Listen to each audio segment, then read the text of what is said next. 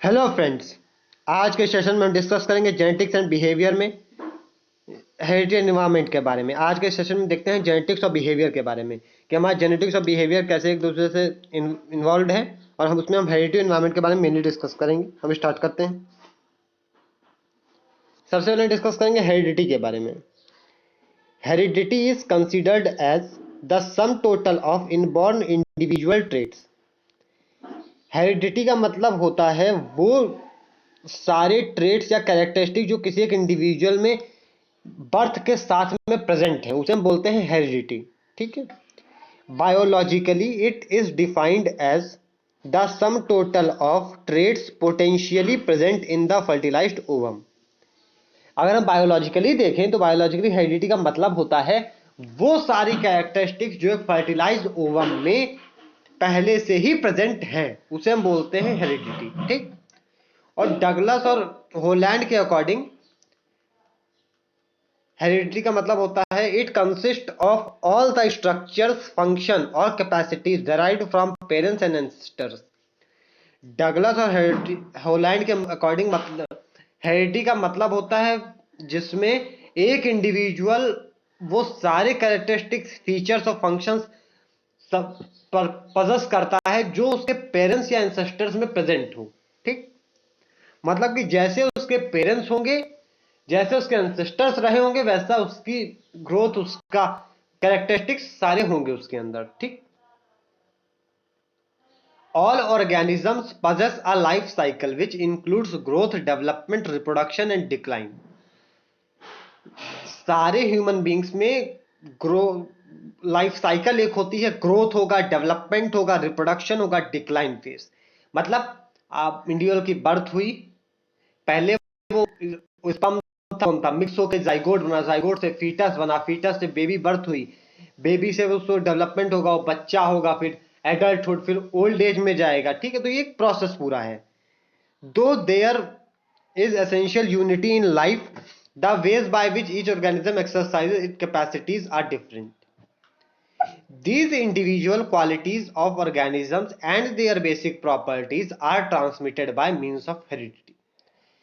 और हमारा ये सारी कैरेक्टरिस्टिक्स, क्वालिटीज या जो भी फीचर्स हैं जो एक इंडिविजुअल से दूसरे इंडिविजुअल में ट्रांसमिट होती हैं, वो हमारे हेरिडिटी के थ्रू ट्रांसमिट होती हैं। ठीक। अब हम देखते हैं mechanism of heredity. The life cycle of an individual begins with the fusion of sperm and ovum। हमारा जो लाइफ साइकिल होती है ह्यूमन बीइंग या किसी भी ऑर्गेनिज्म की, वो स्टार्ट होती है एक स्पर्म एक ओवम से। ठीक। फिर स्पर्म ओवम एक साथ कंबाइन करके बनाते हैं zygote. The genes which are the carriers और distinctive traits are present both in sperm and ovum. हमारा स्पर्म मेल का होता है, ओवम फीमेल का होता है। स्पर्म जो होता है वो कैरेक्टरिस्टिक्स फादर से लेके आता है, ओवम मदर से लेके आता है। दोनों मिक्सअप करके जाइगोट बनाते हो, दोनों की कैरेक्टरिस्टिक्स मिक्सअप करके एक डोमिनेंट जो भी कैरेक्टरिस्टिक होती है वो उस फीचर में, उस फीटस या बेबी में प्रेजेंट होके हमें मिलती है। ठीक। In fertilized ovum there are 23 pairs of chromosomes, half of father and half by mother. मतलब कि एक जो ओवम फर्टिलाइज हो चुका है, मतलब वो ओवम और जो ओवम और जाइगोट, ओवम और जो स्पर्म था वो मिक्स हुए हैं। उसके बाद फर्टिलाइजेशन के बाद जो फर्टिलाइज ओवम था उसमें 23 पेयर ऑफ क्रोमोसोम्स थे। उसमें जो मतलब 23 पेयर का मतलब 46 क्रोमोसोम। 46 क्रोमोसोम में 23 जो क्रोमोसोम थे वो मदर से आए, 23 क्रोमोसोम फादर से आए। ठीक। Females have 23 pairs of XX chromosomes. Males have 22 pairs of XX chromosome and two single chromosomes represented by X and Y। देखो, फीमेल्स में XX क्रोमोसोम के 23 पेयर्स थे, और फादर में 23 पेयर, 22 पेयर थे XX के, एक था X और Y। ठीक।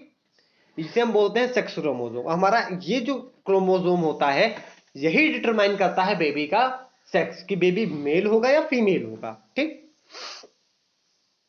Occasionally, through some unfortunate bodily error, aberration in chromosomes appear। मतलब कि एक्सीडेंटली या किसी भी प्रॉब्लम की वजह से कभी कभी जो ओवम होता है उसमें कुछ बॉडी में चेंजेस की वजह से कुछ क्रोमोसोम्स में चेंजेस आ जाते हैं या जीन्स में चेंजेस आते हैं, जिसकी वजह से जो फीटस डेवलप होता है उसमें कुछ प्रॉब्लम्स होती है। जैसे कि कोई एक एक्स्ट्रा क्रोमोसोम का प्रेजेंट हो जाना, जिसमें नॉर्मली 46 क्रोमोसोम होते हैं एक फीटस में, प्रॉब्लम की वजह से उसमें 47 हो गए। ये हमारा हो सकता है ट्राइसोमी की वजह से, डाउन सिंड्रोम में उसमें एक्स्ट्रा जो 21st क्रोमोसोम होता है उसमें एक्स्ट्रा एक्स क्रोमोसोम आ जाता है। ठीक है, हमारा जो एक्स्ट्रा एक्स क्रोमोसोम आ जाता है या 47 होता है उसे मंगोलिज्म बोलते हैं। और जो बच्चे मंगोलिज्म से सफर करते हैं उनकी जो ग्रोथ होती है बहुत स्लो होती है। ठीक है, और उनकी जो लिविंग है, उनको लाइफ रहना बहुत ज्यादा डिफिकल्ट होता है। ठीक है, और इस डिजीज में, इस मंगोलिज्म प्रॉब्लम में हर ऑर्गन इन्वॉल्व होता है। ठीक, अब हम देखते हैं heredity and genes. When chromosomes are studied under a microscope, bands of markings appear representing an entity called genes which are actual determiner of traits. इसका मतलब यह है कि जब हम कोई एक क्रोमोसोम को रखेंगे माइक्रोस्कोप के अंदर व्यू करेंगे तो हम वहां पे देख सकते हैं बैंड्स मिलेंगे हमें कुछ।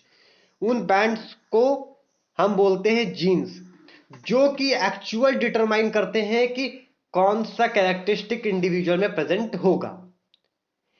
हर एक जीन, एक या कई सारे जीन एक या कई सारे कैरेक्टरिस्टिक्स के लिए रिस्पॉन्सिबल होते हैं, और हर फीचर के लिए कोई ना कोई जीन रिस्पॉन्सिबल होता है इंडिविजुअल में। ठीक, और कभी उन्हीं जीन्स की एब्सेंस की वजह से ही कुछ फीचर्स में चेंजेस आ जाते हैं, जिसकी वजह से इंडिविजुअल में कुछ डिफॉर्मिटीज हो जाती हैं। ठीक, और हमारा जो जीन, जो हमारा क्रोमोसोम होता है वो 2000 से लेके 50,000 जीन्स तक का बना होता है। ठीक, और genes are responsible, they are different character, और जीन्स जो होते हैं वो टोटली रिस्पॉन्सिबल होते हैं इंडिविजुअल में डिफरेंट फीचर्स के लिए। Action of genes on cytoplasm changes the shape of other characteristic of cell. हमारा जो जीन्स में जो हमारा जो जीन्स होते हैं उनमें जो कोडिंग होती है वो सेल्स की साइटोप्लाज्म को एनकोड करते हैं, उसको उस फीचर के अकॉर्डिंग चेंज करते हैं। ठीक, no two siblings of fraternal और dizygotic twins have same feature, मतलब कि अगर दो बच्चे एक एक करके एक ही मदर को पैदा हुए हों, या एक साथ दो बच्चे पैदा हुए हों लेकिन जाइगोट दोनों का अलग अलग है, तो उनमें सेम फीचर्स नहीं होंगे। बट अगर एक ही जाइगोट से दो बच्चे पैदा हुए हैं तो उनमें सेम फीचर्स होंगे, टोटली सेम होंगे। ठीक, और हमारा जो ट्रेड्स प्रेजेंट होते हैं वो ट्रेड्स डिटरमाइन होते हैं वो फीचर डोमिनेंट है या रिसेसिव। अगर वो फीचर डोमिनेंट है मतलब मदर और फादर दोनों में प्रेजेंट है तो वो बेबी में प्रेजेंट होगा। बट अगर वो किसी एक में प्रेजेंट है या उसकी एक अलग थ्योरी है, अगर उस बेस पे है, अगर वो रिसेसिव है तो वो प्रेजेंट नहीं होगा, सिर्फ कैरियर होगा बच्चा। ठीक, for example in colour of I, brown is dominant over blue. If one parent carries only brown and the other only blue, their offspring will have brown eyes. Some characteristics are sex linked, that is, one sex shows the characteristics while the other sex not apparently affected is carrier. Heredity is basis of human personality, act like raw material. हमारा जो heredity होता है वो एक raw material का काम करता है किसी भी पर्सनैलिटी के डेवलपमेंट में।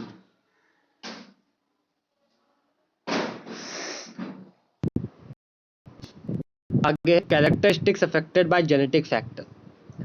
हमारे ये वो कैरेक्टरिस्टिक्स हैं जो जीन्स के थ्रू अफेक्टेड होते हैं। अगर जीन्स एब्सेंट है उनको जो कोड करते हैं तो ये अफेक्ट होता है। फिजिकल कैरेक्टरिस्टिक्स में हमारा आएगा height, weight, obesity, tone of voice, blood pressure, tooth decay, athletic ability, firmness of handshake, activity level, age of death.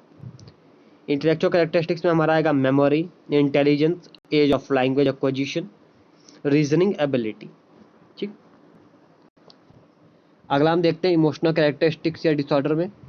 हमारा इसमें आ जाएगा shyness, extraversion, emotionality, neuroticism, schizophrenia और एंग्जाइटी।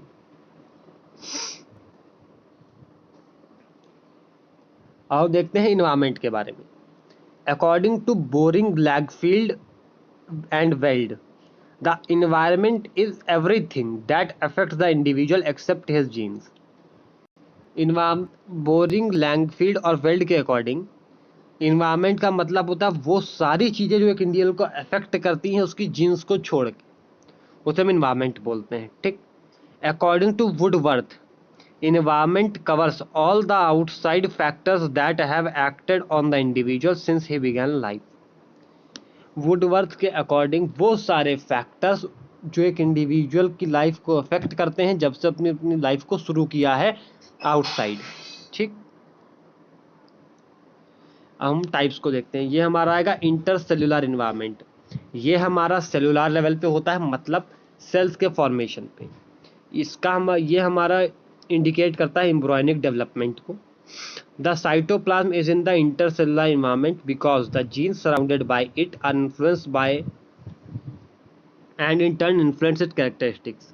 जैसा कि हमने पहले भी पढ़ा था कि हमारे जो जीन्स होते हैं वो साइटोप्लाज्म को अफेक्ट करते हैं और सेल्स को उस तरीके से फॉर्म करने के लिए एनकरेज करते हैं जिस तरीके से वो कैरेक्टरिस्टिक को होल्ड कर रखा है उस जीन ने। ठीक। Endocrine glands and hormones also produce intercellular influence and also result in congenital deformities. हमारे जो एंडोक्राइन ग्लैंड्स होते हैं ये एक मेजर फैक्टर है जो कि हमारे अफेक्ट करते हैं इंटरसेलुलर डेवलपमेंट को। ठीक। सेकंड आता है intra uterine environment. It refers to prenatal life in the fetus is surrounded by amniotic fluid and attached to mother by umbilical cord. Intra uterine environment का मतलब होता है जब ओवम और स्पर्म के मिक्सअप के बाद जब फीटस की डेवलपमेंट स्टार्ट हो जाती है तो उसके आसपास में एमनियोटिक फ्लूइड प्रेजेंट होता है जो उसको टोटली जो होता है कवर करता है चारों तरफ से, और एमनियोटिक फ्लूइड उसको टोटली प्रोटेक्ट करता है। उसके बाद बेबी मदर से अम्बिलिकल कॉर्ड के थ्रू अटैच होता है जो कि रिस्पॉन्सिबल होती है बेबी को ब्लड सप्लाई के लिए, न्यूट्रिएंट सप्लाई के लिए, वेस्ट रिमूवल के लिए। ठीक। मदर की कोई भी बैड हैबिट बेबी की हेल्थ को अफेक्ट करेगी, वो मदर की सारी हेल्दी हैबिट्स बेबी की ग्रोथ को प्रमोट करेंगी। अगला है external environment.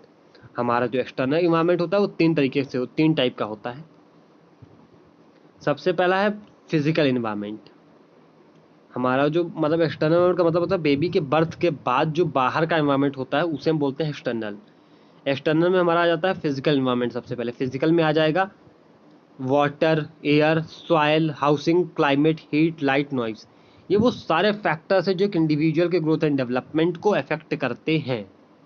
Biological environment, it comprises of living component such as plant, animal, insect, bacteria and viruses. हमारे ये सारे लिविंग कंपोनेंट भी बहुत ज़्यादा इम्पॉर्टेंट हैं हमारे इन्वायरमेंट को कंट्रोल करने, हमारी लाइफ को ग्रो अप करने के लिए। Psycho social environment, it includes cultural values, customs, beliefs, habits, attitudes, morals, religion, education, occupation. हमारे ये सारे वो फैक्टर्स हैं जो हमारी साइको सोशल लाइफ को अफेक्ट करते हैं। ठीक। अब हम आज का सेशन यहीं पे एंड करते हैं। थैंक